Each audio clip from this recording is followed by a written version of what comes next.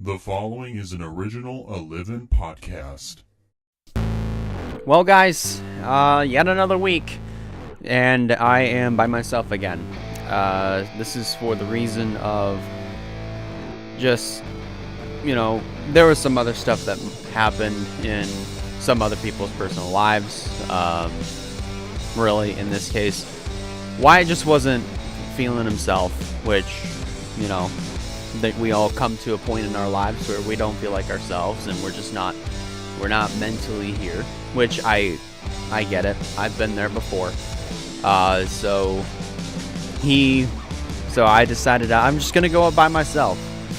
As far as like, what about Nathan?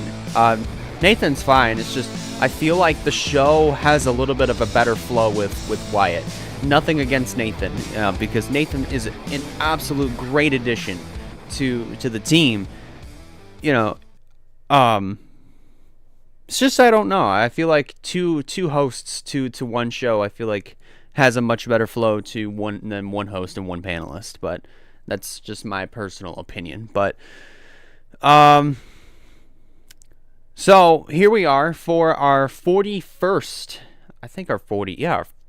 No, this is our 40th edition of GTN. 40th or 41st overall.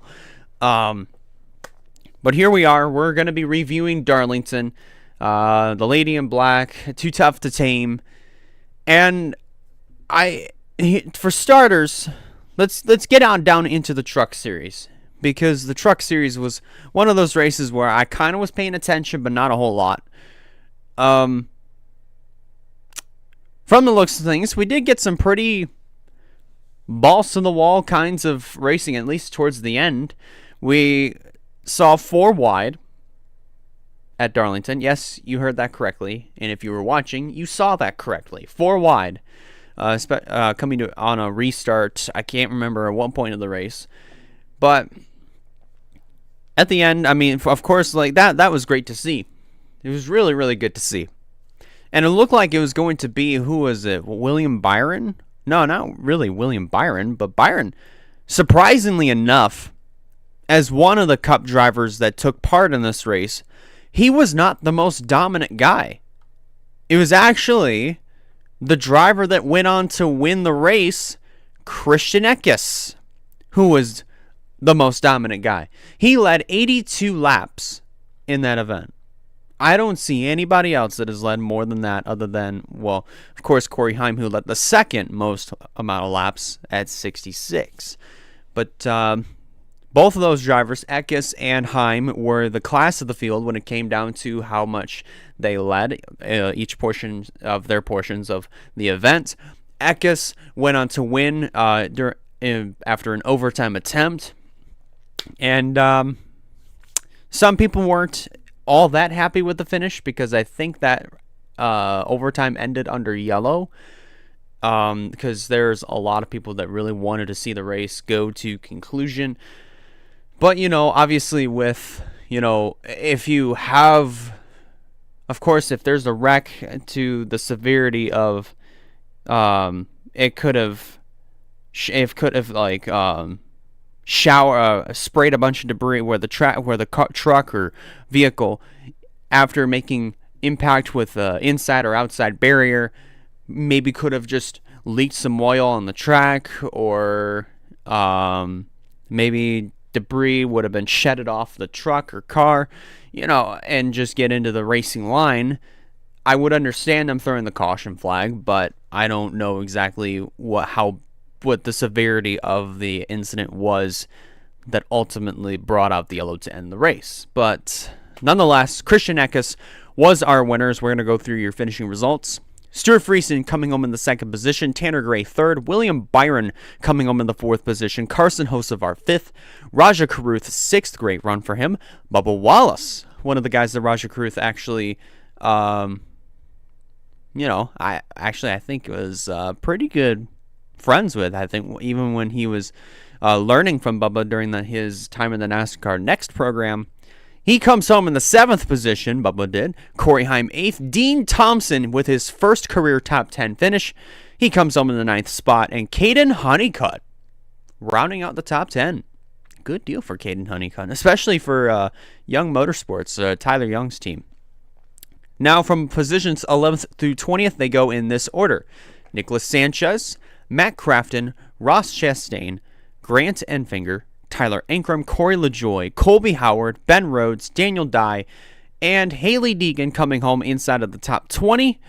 From positions 21st on down to 30th, in this order, Taylor Gray, Zane Smith, Brett Holmes, Timmy Hill, Matt DiBenedetto, Jake Garcia, Ryan Vargas, Johnny Sauter, Chris Wright, and Lawless Allen. And then our final 6 finishers in this order. Ty Majeski, who was the last one running on the racetrack. Chase Purdy, Spencer Boyd, Parker Kligerman, Dawson Cram, and Brendan Poole, who went out of the race on lap 20 due to engine problems. So, now that race is done and out of the way, let's get to the Xfinity Series. And I didn't really watch a whole lot from the Xfinity race. I wasn't paying too close of attention to it, except for the finish, because it came down to John Hunter Nemechek, the guy that I chose to win, and Kyle Larson, who was driving for Kaulig for this race, which was very interesting to me. Kyle Larson in a Kaulig car. Those two had, I think, one of the more I guess what is it? I can't even think of the correct terminology to really describe the battle that these two had, but these two were really going to war for the win here. And of course, Nemechek had it. Kyle Larson was wanting it pretty bad. They both were side by side, making contact, door bumping and banging, hitting the wall. Eventually came down to turn 4, where, of course, Kyle Larson sent it into the corner, into turn 3, got the spot, but put Nemechek into the wall. And then Nemechek, knowing he could have another shot, have one more chance, goes low, going into turn number 4. He gets to underneath Larson, but they both head up the racetrack just enough where Larson bounced off the wall, came down into Nemechek, and then Nemechek lost control and went into the inside wall. Of course, Nemechek was frustrated after that, but completely understood that this was all a racing incident.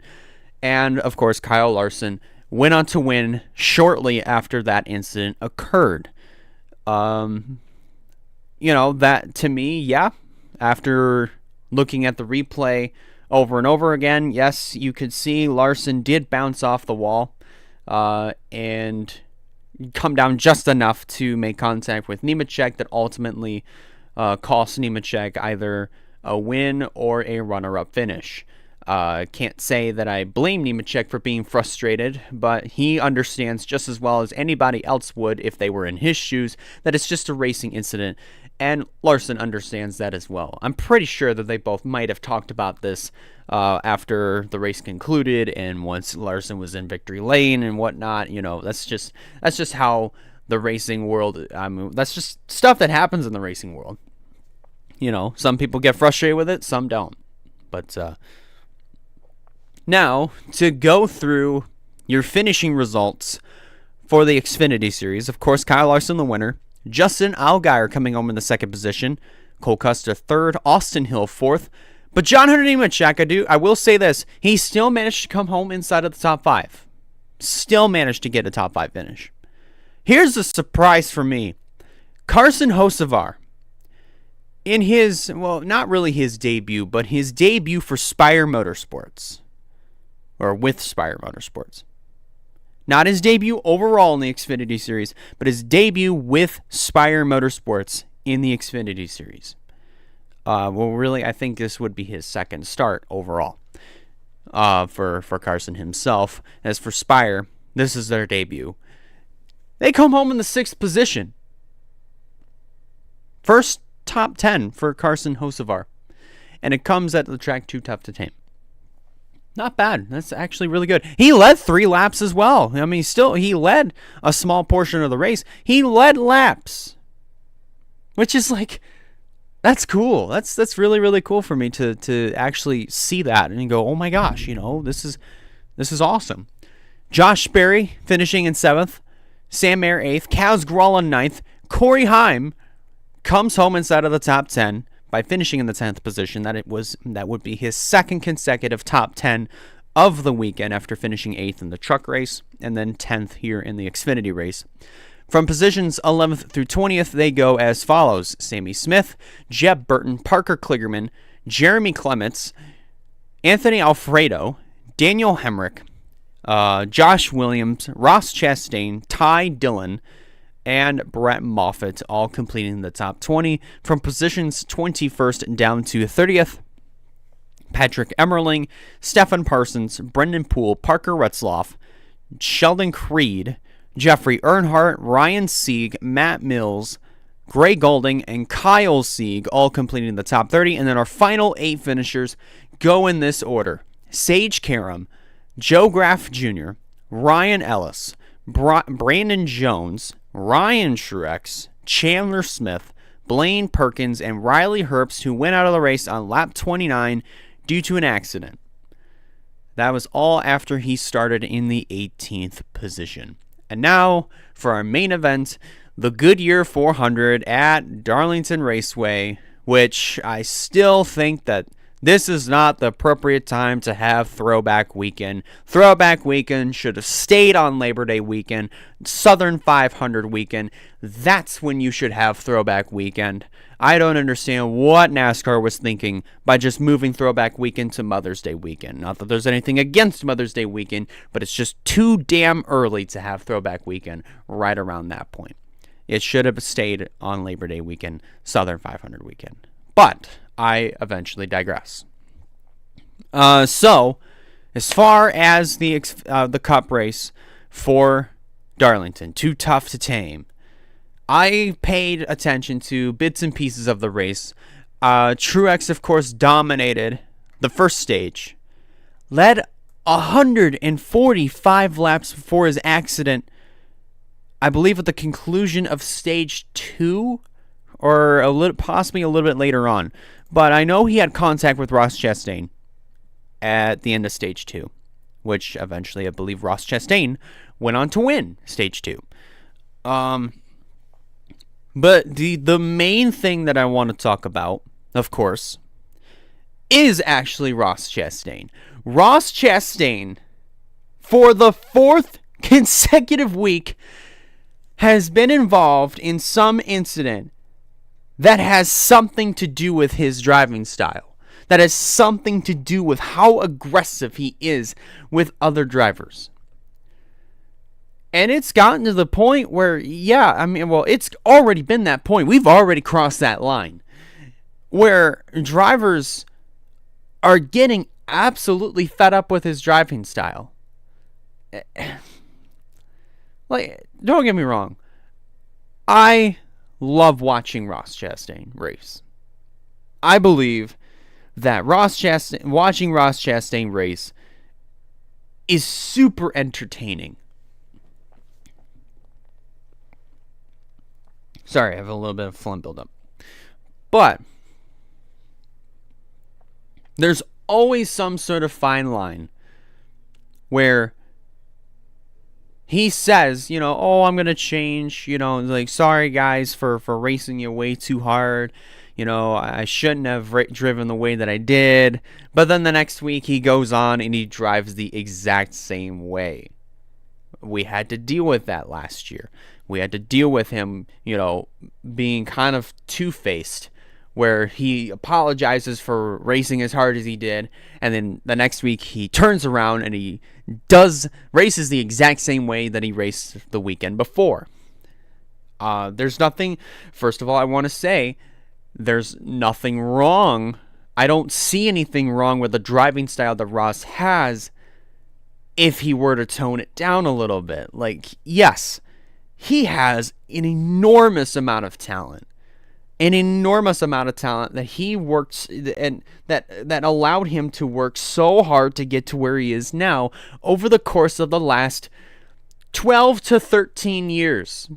If you have kept up with the Ross Chastain story, he started in the top 3 touring series in 2011 with a small team. Then 2013 he was racing part-time for Brad Keselowski Racing. Then by the time he went over to the Xfinity Series, he was racing for Hattori Racing Enterprises. Yeah, did you know that they actually used to race in the Xfinity Series? For a little bit, went over to JD Motorsports in 2015, stuck around there for a little while, raced for Ganassi for a few starts, actually won with them. That was his first ever win in one of the top 3 touring series. First win ever in one of those 3. Then he went to Colleague for, we'll backtrack a little bit. He went back down to the Truck Series to actually compete for the championship. Won a lot down there. And the thing is, we didn't really, over the years, there's just really to kind of bookend what I was saying there, because we know the history of Ross Chastain from then on. From all the way up to then, up to now, we never really addressed his driving style. Up until he got signed on to drive for Trackhouse, which was initially part of what was left at Chip Ganassi Racing.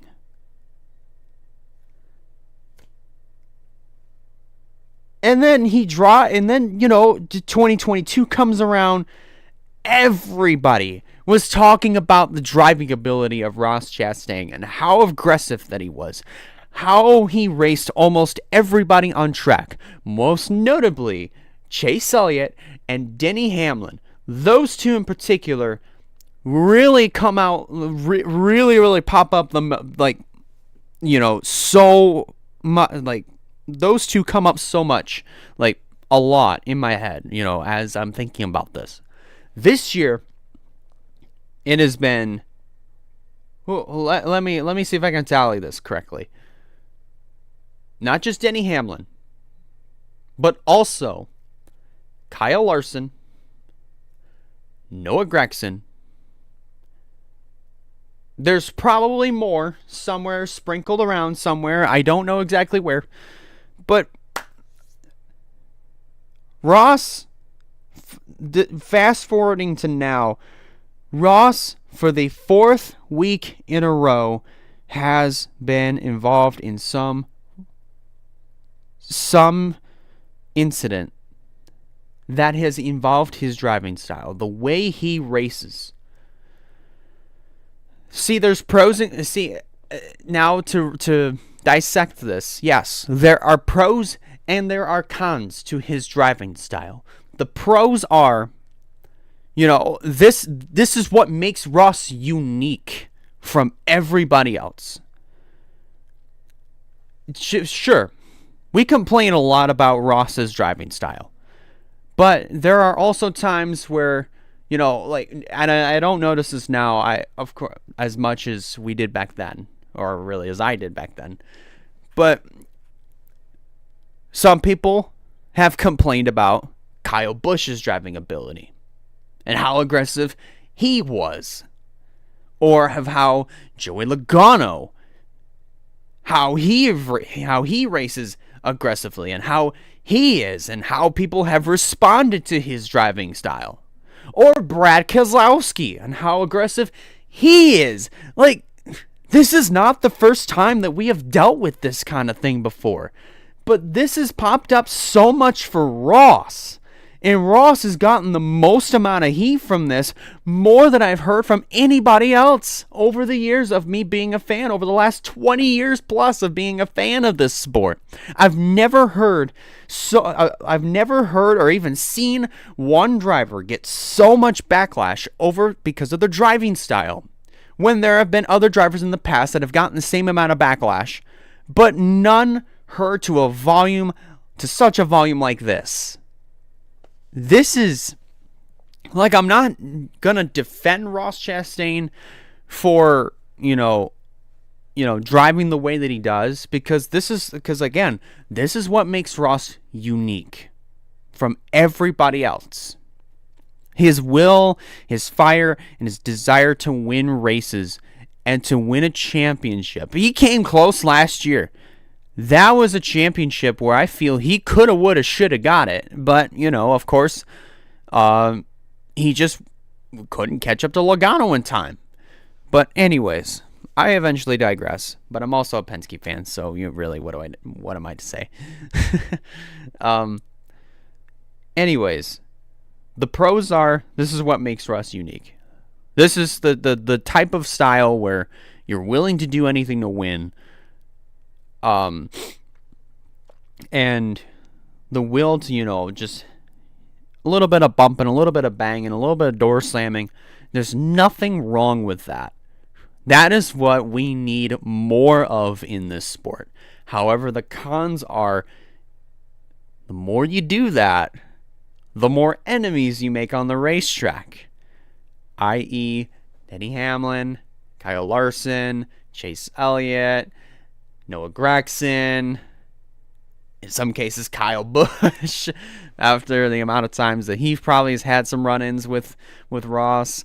There's a list of people that he has pissed off in the past. But fourth week in a row, man. Like this year, 4th week in a row that he has been involved in something that has had something to do with him. There are pros and cons to that, but on the flip side of the coin, I feel like if you are suddenly getting an entire pack of drivers pissed at you for your driving style, I feel like that should be a message saying, hey, a little bit of aggressive driving is okay, but I think you just need to tone it down a little bit so you're not wrecking other people in the process of driving aggressively. I feel like he just needs a little bit more control over that. But anyways, that's my take on it. Even though I know it's kind of all over the place, but that's just how I feel. But that wreck with 6 laps to go between Chastain and Kyle Larson, where Ross sent it into turn 1 and then overcooked his entry into turn 2, caused him to get up into the nose of Kyle Larson and ultimately end both of their chances of winning. It also ended Larson's chances of having a sweep between the Xfinity and Cup races, and that allowed his teammate William Byron, whom I do believe I predicted to win this race, that allowed him to drive on to his, I want to say this is his 4th win of the year, because let's see, he won Vegas, he won Phoenix, there's another place that I feel like he did win at, but I'm not entirely sure on where he won at. Let me actually take a look at the results for this year and see exactly where he won. No, this is his 3rd win of the season. So this is his 3rd win. 3rd win of the year. So, 3rd win of the season. And he does it in, of course, the paint scheme that Jeff Gordon drove in the 1998's All-Star race at Charlotte. 25 years later, that paint scheme finally goes to victory lane. Kevin Harvick, as we go through our finishing results, finishes in the 2nd position.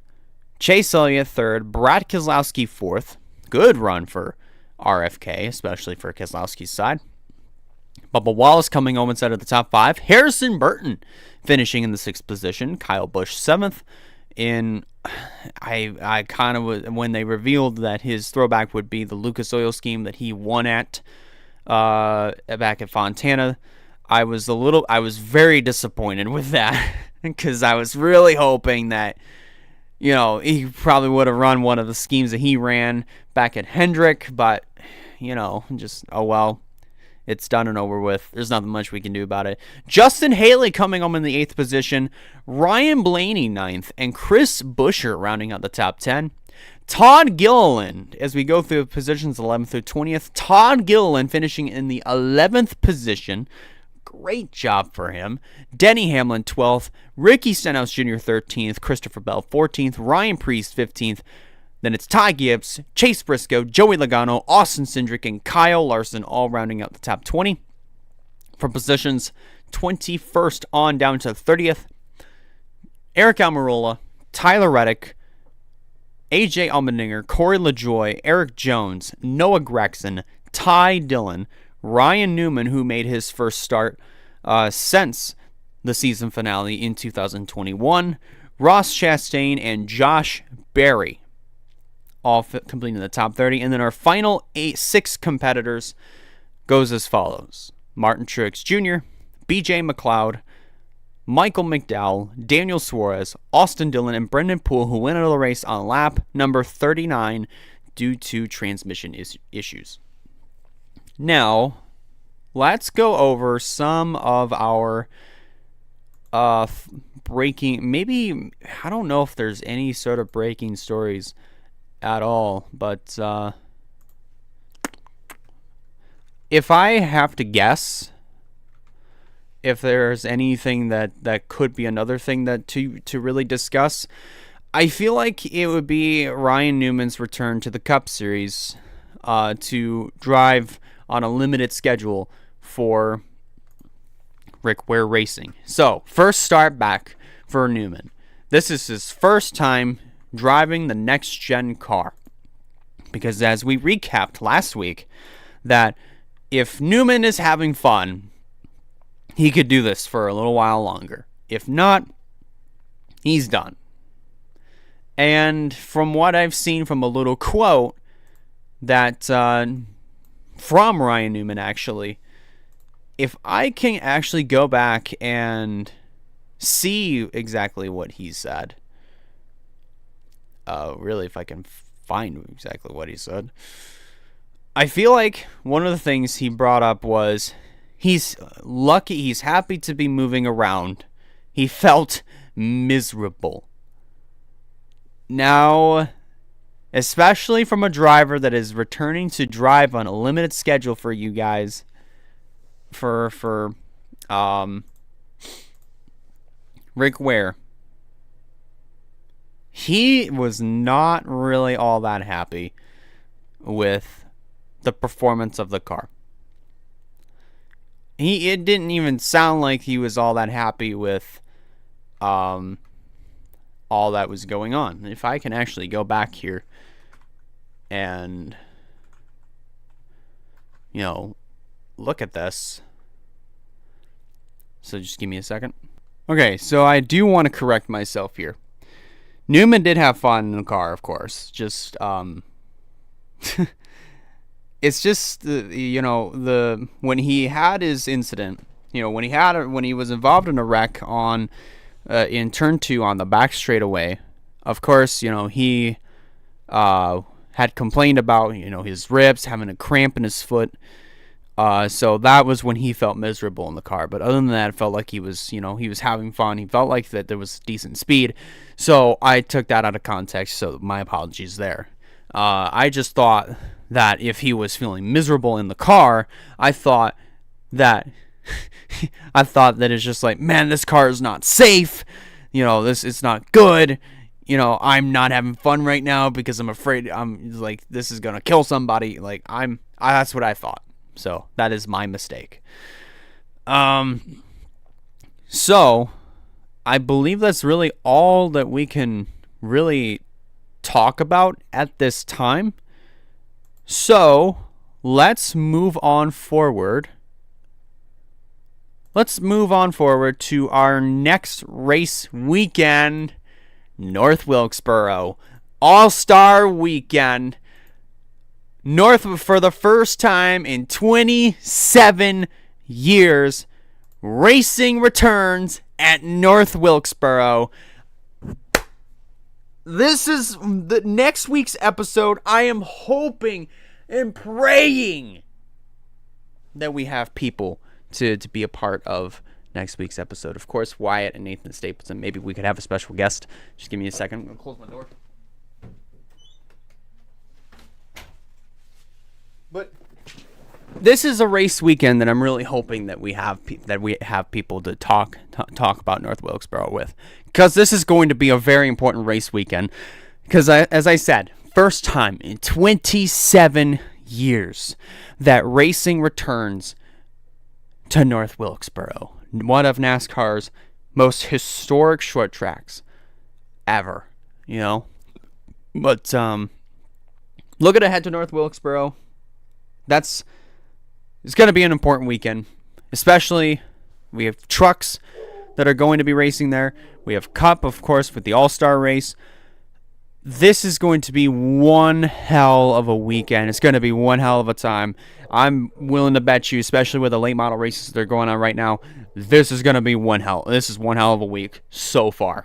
But, for the trucks and Cup side, this is going to be one for the ages, and I am really happy to try to do my best to keep track with what's going on there. So without further ado, let's get on down to our predictions for the weekend. As far as for the truck side, that would be normal. As far as for the All-Star race, I am going to be going with drivers that are locked into the All-Star race. I'm not really necessarily going to be going with drivers that are going to be in the Open, or try to guess if they're going to try to make it into the Open, or who's going to be the fan vote. Just to kind of make it a little bit easier, because with the Open and the fan vote, you never necessarily know who's going to make it. So, of course, driver to win. That's pretty simple to explain.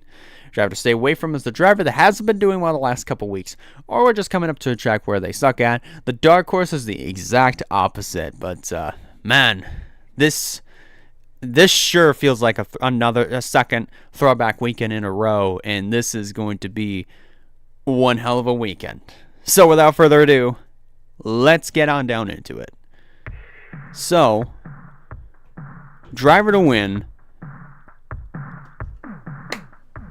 Oh boy. I'm kind of torn here, because we're coming back to North Wilkesboro. I'm pretty sure, unless if they've driven here on a late model, none of these guys have been on have been to this racetrack before. Unless if there are drivers in the past, and more particularly from the Cup side, that have raced here in late models. But I want to say for my driver to win on the Truck Series side, I am probably going to say, may go on a limb here, but because this is our first first time back in North Wilkesboro, especially for trucks, I'm going to say Raja Karuth is going to be my driver to win. He has shown a lot of speed over the course of this year. I've said it many times before. I feel like that speed is going to pay off, and he is going to get his first career Truck Series win at Wilkesboro, North Wilkesboro. Driver to stay away from, I'm going to say stay away from,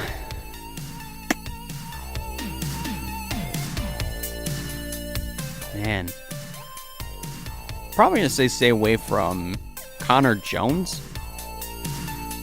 Because, I mean, don't get me wrong, I feel like he's a good short track racer.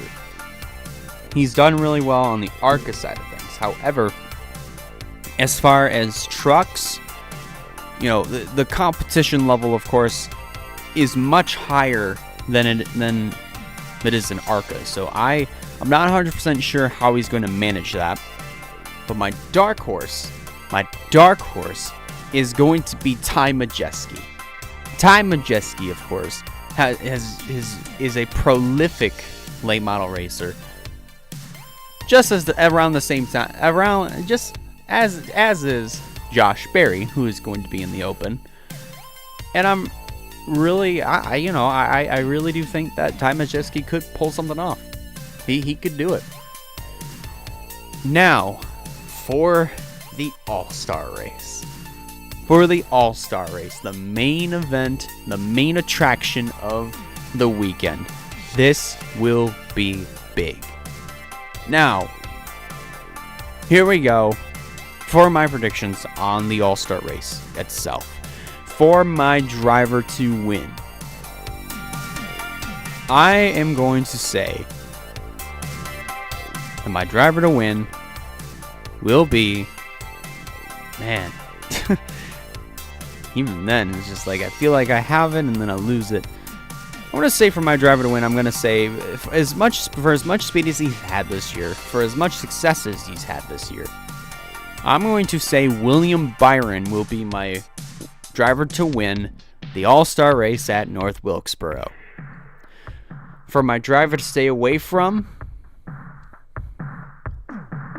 man, this is also kind of tough, but I'm going to say Chase Briscoe is going to be my guy to stay away from. He really hasn't been showing tons of speed this year.